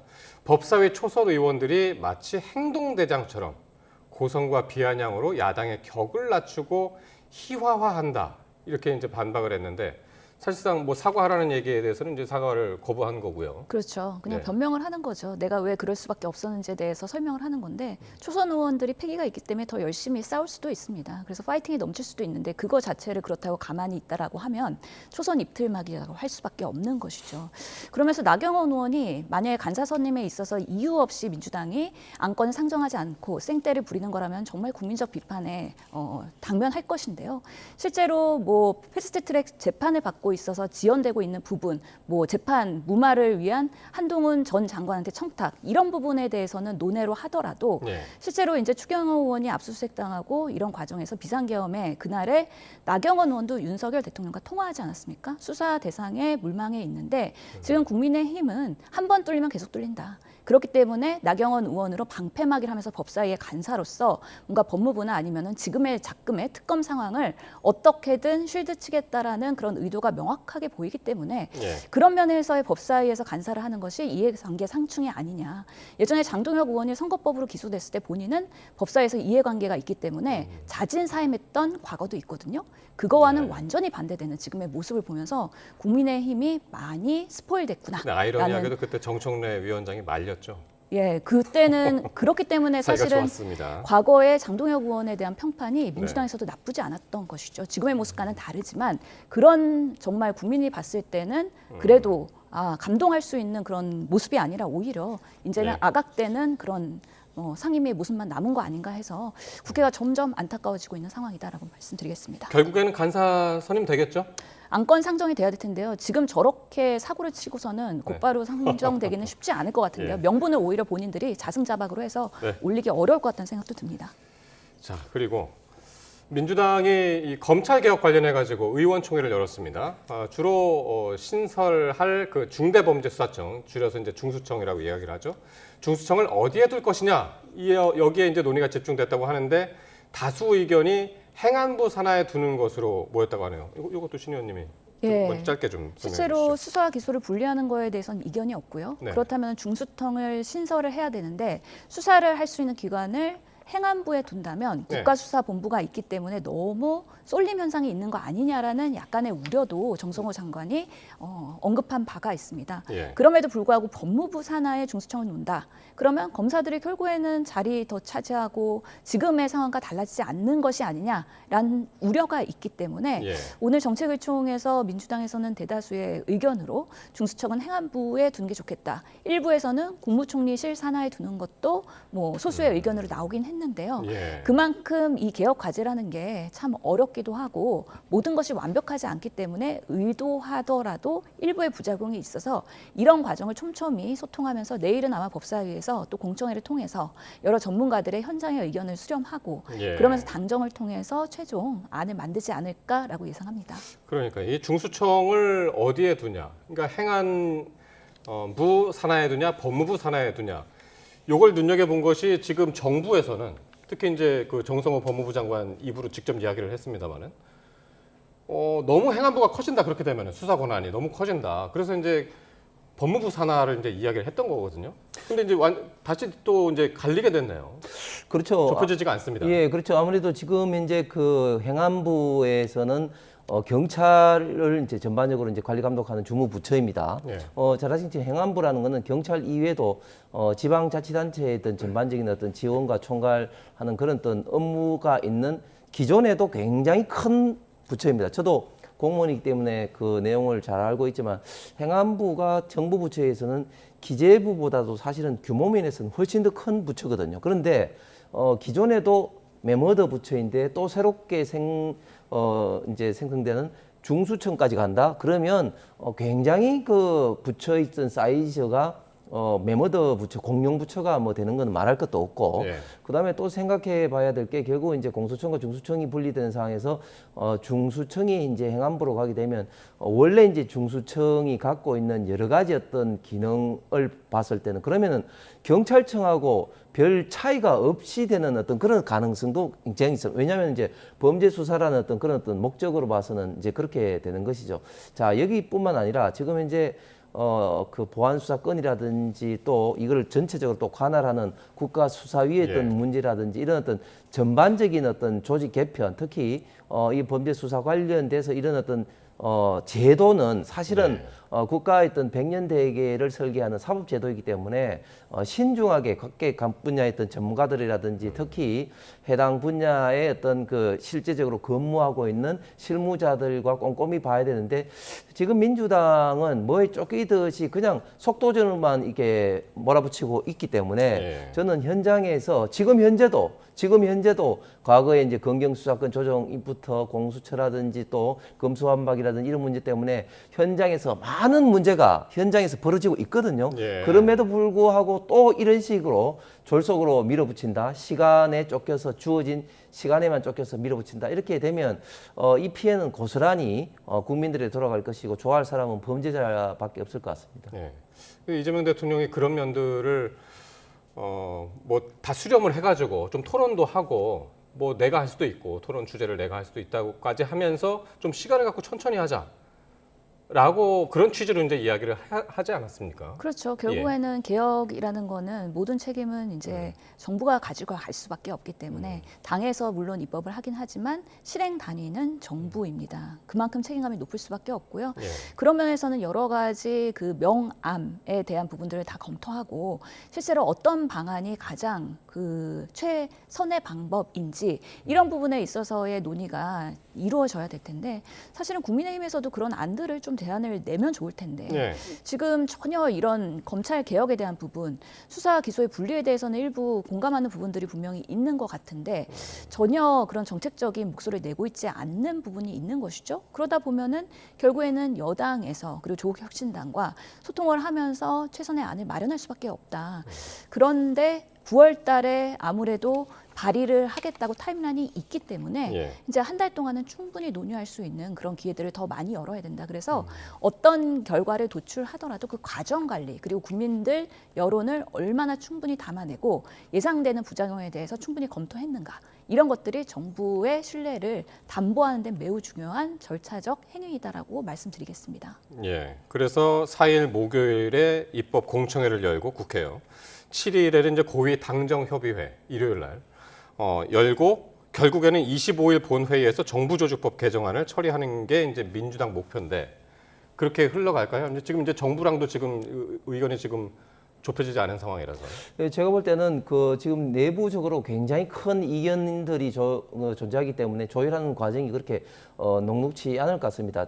중수청이 이제 어디에 있을 것이냐 문제뿐만 아니라 국가수사위원회라 해서 결국은 이제 각 해당 어떤 기관들을 조율하고 그다음에 이제 경찰 수사에 대해서 이의 신청하는 어떤 그런 역할을 담당하는 국가수사위원회를 그러면 어디로 할 것이냐. 원래는 뭐 국무총리실 산하로 뭐 하기로 했다. 또 뭐 행안부 산하로 하기로 했다. 이런 어떤 조직의 어떤 문제부터 해서 기능적인 문제, 즉 공소청이 그러면은 이제 이제 공소를 하기 전에 기소를 하기 전에 보안 수사권을 이제 가질 것이냐, 가지지 말 것이냐. 지금 민주당에서는 공소청의 어떤 보안 수사를 이제 없애야 된다고 이야기를 하고 있지만 그러나 그 현장의 실무에서는 이거는 말도 안 된다. 그렇게 되면 결국은 이제 경찰이 모든 것을 결정하게 되고 경찰이 그런 법관이냐 그러면 국민들이 경찰 어떤 수사에 의해서 불만이 있는 이런 사항들은 모두 다 이제 재판으로 가는 기나긴 어떤 그런 과정을 거칠 수밖에 없는데 그럼 그렇게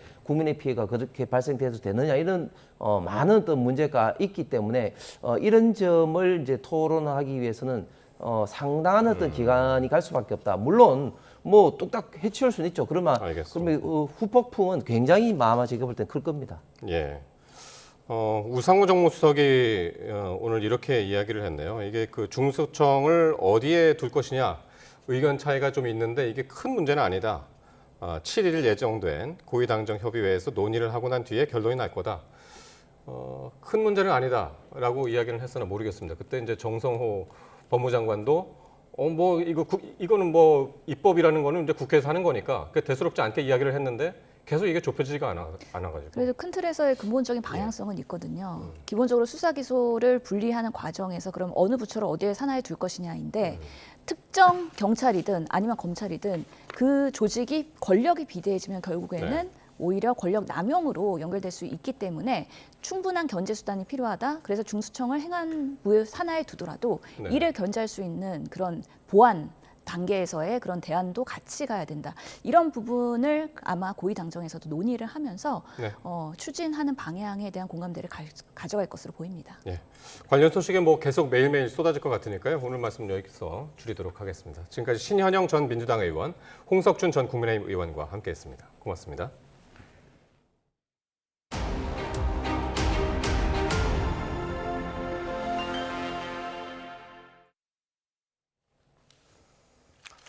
민주노총이 국회를 중심으로 추진이 되고 있는 사회적 대화기구에 참여하기로 결정을 했습니다. 지난 1999년 노사정위원회에서 탈퇴한 지 26년 만에 이 노사정 논의의 장으로 복귀를 하는 겁니다. 김주영 기자가 보도합니다. 지난해 우원식 국회의장은 전국 민주노동조합 총연맹을 찾아가 국회가 중심이 된 사회적 대화의 장으로 나와달라고 요청했습니다. 권력으로부터 자유롭고 다양한 이해관계와 가치가 반영되기 위해서는 기존의 정부를 중심으로 한 사회적 대화 모델로는 한계가 있다는 지적이었습니다. 노사정, 노정 대화 등 이런 다자간 대화뿐 아니라 의제별 테이블에 다양한 상임위가 함께 참여해서 논의한다면 국회가 명실상부한 사회적 대화의 허브로 그 역할을 수행할 수 있을 것이라고 생각합니다. 그로부터 1년여가 지난 가운데 민주노총이 국회의장의 제안에 응하기로 결정했습니다. 중앙위원회를 열고 참석자 261명 가운데 과반인 142명이 찬성해 국회 사회적 대화 참여안이 통과된 겁니다. 지난 1999년 민주노총이 노사정위원회를 탈퇴한 뒤 사회적 대화에 나서기로 한 것은 26년 만입니다. 이날 회의에서는 과거 노사정위원회의 파행이 반복될 수 있다는 우려의 목소리도 컸습니다. 하지만 양경수 민주노총 위원장은 새 정부에서 입법 정책으로 민주노총이 사회적 역할을 해야 한다며 참석자들을 설득했습니다. 열병식 참석차 중국에 출국해 있는 우원식 국회의장은 민주노총의 결정을 환영한다며 대한민국 사회의 발전을 위한 중요한 이정표가 될 것으로 본다고 평가했습니다. 민주노총의 복귀로 현 정부가 목표로 삼고 있는 노동기본권 강화 방안들에도 힘이 실릴 전망입니다. 초기업 교섭 제도화와 특수고용, 플랫폼 노동자의 노동자성 인정 등 민주노총이 과제로 삼고 있는 사안들도 본격적으로 논의될 것으로 보입니다. 노사정 대화를 위한 장이 어렵게 다시 열린 가운데 참여 주체들이 토론과 설득을 기반으로 하는 실질적 대화를 얼마나 이뤄낼 수 있을지 관심이 쏠리고 있습니다. YTN 김주영입니다. 이재명 대통령은 내일 한국노총의 김동명 위원장, 민주노총 양경수 위원장을 대통령실로 초청해 오찬을 함께 합니다. 이 대통령은 이 자리에서 양대 노총의 현안 등을 듣고 재개화의 상생을 요청할 것으로 보입니다. 오늘 오전 서울 신림동에 있는 식당에서 흉기 난동이 벌어져 3명이 숨졌습니다. 피의자는 가게를 운영하며 프랜차이즈 본사와 문제가 있었다는 취지로 주장하는 것으로 전해졌습니다. 김희영 기자가 보도합니다. 119 구급 차량과 경찰차가 잇따라 골목길 안으로 들어갑니다. 구급대원들은 들것을 끌고 급하게 움직입니다. 오전 10시 57분쯤 서울 신림동의 한 식당에 4명이 흉기에 찔린 채 쓰러져 있다는 신고가 접수됐습니다. 사건이 벌어진 곳입니다. 이렇게 경찰 통제선이 쳐져 있는데요. 가게 안에서는 과학수사대원들의 현장 감식이 한창입니다. 경찰 조사 결과 현장에서 크게 다친 채 발견된 40대 남성 A씨가 다른 남성 2명과 여성 1명에게 흉기를 휘두른 것으로 파악됐습니다. 이들은 전부 병원에 옮겨졌는데 A씨를 제외한 3명은 끝내 숨졌습니다. 몇 사람 아닌데 저기서 놀랬다고 이렇게 얘기하더라고요. A씨는 범행 이후 자해를 한 것으로 알려졌습니다. YTN 취재 결과 A씨 측은 가게를 운영하는 과정에서 인테리어를 비롯해 사업 전반에서 본사와 문제가 있었다는 취지로 주장하고 있는 것으로 파악됐습니다. 숨진 피해자 가운데에는 본사 관계자들이 포함된 것으로 전해졌습니다. 경찰은 A씨가 사업 관련 갈등으로 범행한 것으로 추정하고 정확한 경위를 조사 중입니다. A씨 또한 크게 다친 상태로 경찰은 치료 경과를 지켜본 뒤 신병 확보에 나설 예정이라고 밝혔습니다. YTN 김희영입니다. 경남 거제 대형 조선소에서 선주사 관계자가 선박에서 바다로 떨어져 숨졌습니다. 건조 중이었던 선박 일부가 휘는 사고가 난 건데 해경과 고용노동부는 각각 사고 경위와 중대재해처벌법 적용 여부를 파악하고 있습니다. 임형준 기자입니다. 조선소에 정박한 대형 선박 구조물 일부가 엿가락처럼 휘었습니다. 휘어진 구조물엔 물이 담긴 워터백 여러 개가 매달려 있습니다. 경남 거제 조선소에서 사람이 추락한 것 같다는 신고가 119에 접수된 건 오전 11시 50분쯤. 제가 밑에서 일을 보고 있다가 소리가 우당탕탕 나길래 선박 구조물 일부가 구부러지는 사고로 브라질 국적 30대 남성 A씨가 바다로 떨어졌습니다. 해경에 구조된 A씨는 심정지 상태로 병원으로 옮겨졌지만 숨졌습니다. 숨진 A씨는 브라질 선주사 감독관으로 파악됐습니다. 해당 선박은 인도를 앞둔 해양 플랜트 선박으로 당시 하중 테스트가 진행된 것으로 확인됐습니다. 해경은 목격자 진술 등을 토대로 자세한 사고 경위를 조사하고 있습니다. 고용노동부는 중대재해처벌법과 산업안전보건법 두 가지 관련법을 적용할 수 있을지 먼저 확인할 계획입니다. 우선 사망자가 발주사 관계자여서 이번 사고가 산업안전보건법에서 규정하는 산업재해에 해당하는지부터 따져보는 겁니다. 숨진 사람이 발주사 관계자인 만큼 과연 도급사가 발주사 관계자 안전에 대한 책임이 있는지도 이번 사고와 관련한 쟁점으로 떠오를 것으로 보입니다. YTN 임영준입니다. 경찰청은 오늘 보이스피싱 등 범죄를 저지르고 필리핀으로 달아난 피의자 49명을 전세기를 투입해 동시에 강제 송환했습니다. 한 국가에서 송환된 사례로는 역대 최대 규모로 인터폴 적색 수배가 내려진 경우가 45명에 달하고 최장기 도피자는 16년 동안 추적을 피해오다 붙잡혔습니다.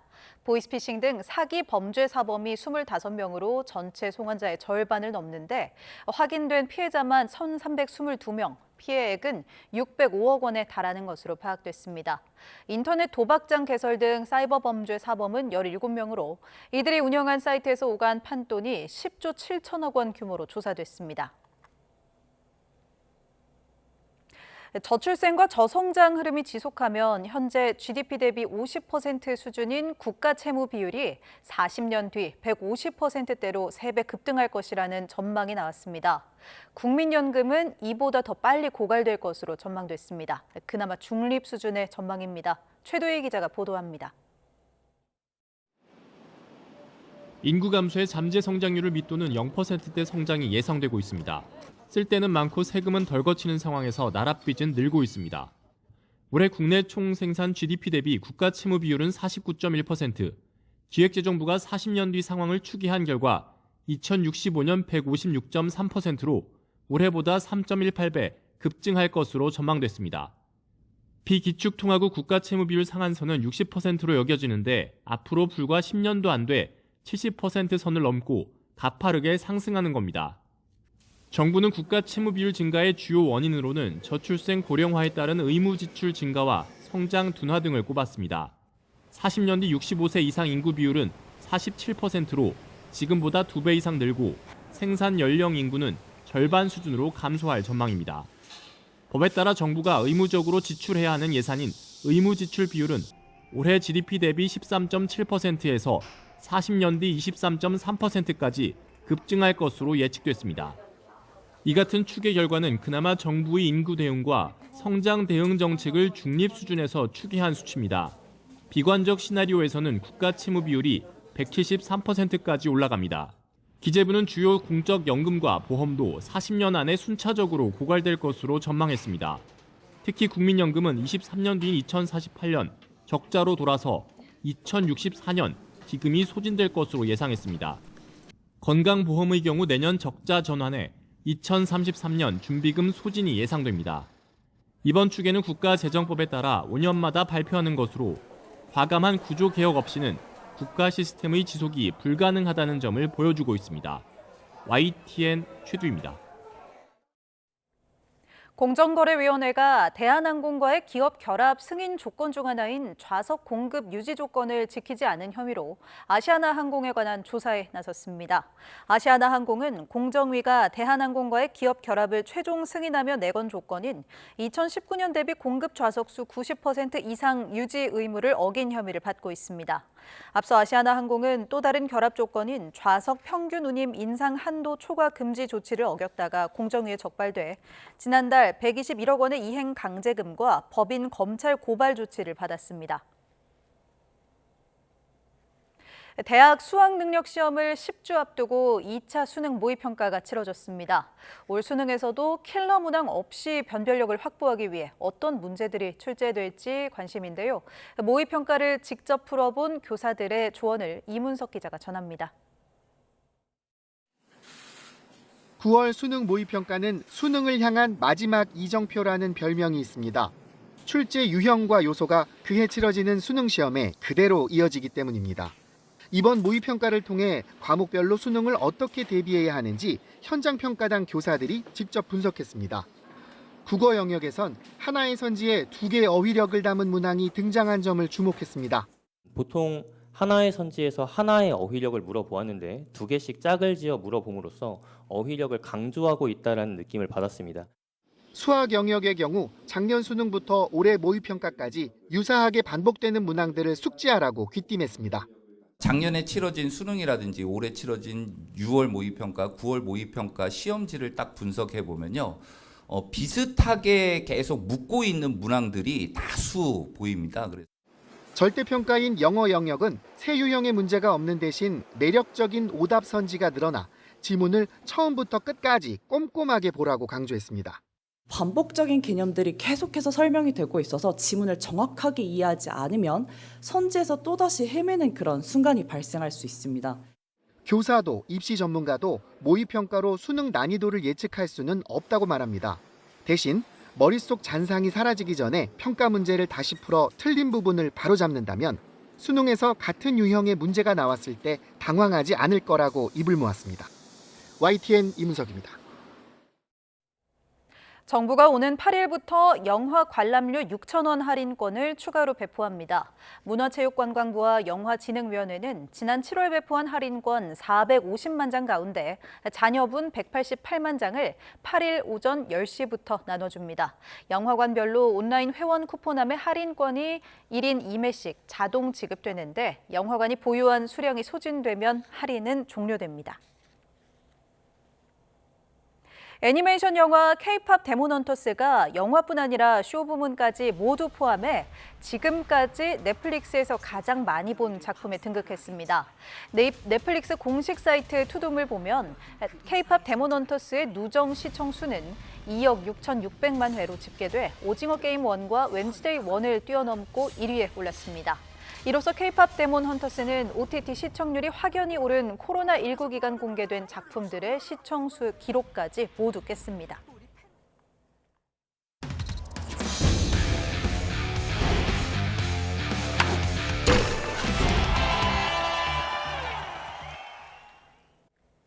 기록의 사나이 한화의 에이스 폰세가 프로야구 한 시즌 최다 탈삼진 신기록을 세웠습니다. 이승용 감독과 계약을 3년간 연장한 SSG는 3연승을 달렸습니다. 프로야구 소식 허재원 기자입니다. 한화 에이스 폰세가 시속 155km짜리 강속구로 NC 천재환을 헛스윙 삼진으로 잡아내고 포효합니다. 올 시즌 226개째 탈삼진. 지난 2021년 두산의 미란다가 세웠던 한 시즌 최다 탈삼진 기록 225개를 넘어서는 순간입니다. 폰세는 6회에도 김휘직과 김주원을 연속 삼진으로 잡아내며 올 시즌 탈삼진을 228개까지 늘렸습니다. 폰세는 탈삼진 외에 다승과 평균 자책점에서도 1위를 달리며 2023년 NC의 에릭 패디 이후 2년 만에 투수 3관왕에 도전하고 있습니다. 6이닝 3실점으로 퀄리티 스타트를 기록한 폰세는 4대3으로 앞선 상황에서 내려오며 무패 행진을 이어갔습니다. 연속 안타로 맞은 무사 1-2루 위기에서 SSG 마무리 조병현이 기아타자 3명을 연속 삼진으로 잡아냅니다. 한 점차 리드를 지켜낸 SSG는 3년 연장 계약을 한 이승용 감독에게 3연승이라는 달콤한 선물을 선사했습니다. 기아는 4연패에 빠지며 가을 야구에서 더욱 멀어졌습니다. 3대3으로 팽팽하게 맞선 9회 김건희의 결승 솔로 홈런이 터집니다. 최하위 키움은 한 점차 승리를 거두고 갈 길 바쁜 삼성의 4연승을 가로막았습니다. YTN 허정훈입니다. 홍명보호가 북중미의 강호, 미국 멕시코와의 평가전을 앞두고 미국 현지 적응과 함께 첫 선발을 마쳤습니다. 해외 태생의 첫 혼혈 태극전사 옌스 카스트로프는 표범처럼 재빠른 몸놀림을 선보였고 영어로 소통하며 팀워크를 다져나갔습니다. 뉴욕에서 이승윤 특파원입니다. 미국 현지 적응에 들어간 축구 국가대표팀이 뉴욕 아이칸 스타디움에서 첫 팀훈련에 나섰습니다. 체격과 스피드를 겸비한 북중미의 강호인 미국과 멕시코를 상대하기 위해 손흥민과 이강인 등 해외파와 국내파 최정예 멤버들이 총 출동했습니다. 장시간 비행을 거친 선수들은 밝은 분위기 속에 달리기 등 가벼운 훈련으로 몸을 풀었습니다. 2002년 월드컵에서 활약한 아버지 이을용에 이어 대표팀에 승선한 이태석은 신구 조화가 잘 이루어져 팀 사기가 매우 높다고 말했습니다.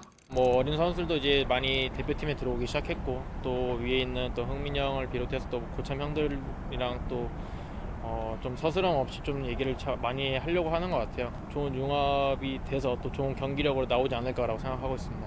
첫 해외 태생 혼혈 태극전사인 옌스 카스트로프는 독일 연령별 대표 출신 기대주답게 표범처럼 날랜 몸놀림으로 눈길을 끌었습니다. 독일 듀셀도르프 출생으로 분데스리가에서 활약 중인 카스트로프는 해외파 선수들과 영어로 소통하며 팀워크를 키우고 있습니다. 일단 옌스 선수랑은 제 영어로 어느 정도 소통이 되기 때문에 그래서 가볍게 얘기를 하고 또 식사하면서도 지금 가볍게 얘기를 주고받고 있어서 워낙 또 좋은 선수이기도 하고. 미국에서 활약 중인 손흥민과 정상빈이 경기가 펼쳐질 구장은 물론 미국과 멕시코 대표팀 선수 정보를 공유하며 철저한 대비에 앞장서고 있습니다. 한국 축구 대표팀이 미국 현지에서 신구 조화를 바탕으로 국내파와 해외파의 힘을 모아 조직력 다지기에 나섰습니다. 뉴욕에서 YTN 이승윤입니다.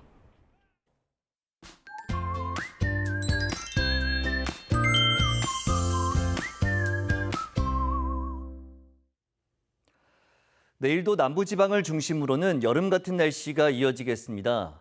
우선 서울 아침 기온이 23도, 대전 24도, 부산 26도로 밤사이 일부 해안구와 제주도를 중심으로만 열대야가 나타나겠고 낮 기온은 서울 28도, 광주 32도, 대구 31도로 중부지방은 비가 내리며 오늘보다 3, 4도가량 낮아지겠지만 폭염주의보가 발효 중인 남부지방은 비슷한 수준을 보이며 무덥겠습니다.